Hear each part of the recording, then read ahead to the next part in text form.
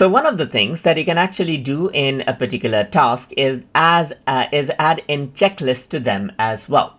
So to do that, you can go to a particular card right here. Let's say, for example, I'm going to go for animation, and over here you can see the checklist right here. So now what I can actually do right here is, let's say, for example, I'm going to say animatics is the first step. So this is the first checklist.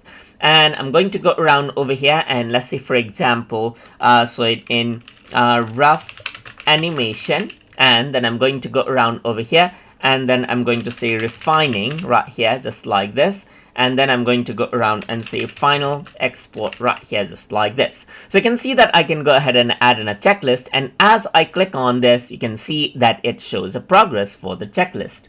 If I were to go around and show it on grid, then you'll be able to see the checklist around over here as well. And as you check them, you can see that they disappear. You can go around over here and then uncheck them out as well.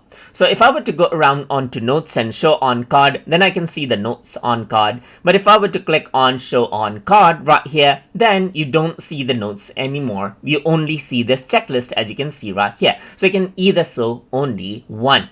So I can go ahead and interact with this as we just took a look. And if I were to go around over here onto the grid view, you don't see the checklist directly around over here, but you can actually go around and see the checklist around over here and click. And as you go ahead right here and mark out the checklist, you can see its progress right here in the quick look section in the grid view as well. And that is how you can go ahead and add in task checklist inside of Microsoft Planner. So I hope you guys learned something as always. And as always, please like, comment, share, and subscribe.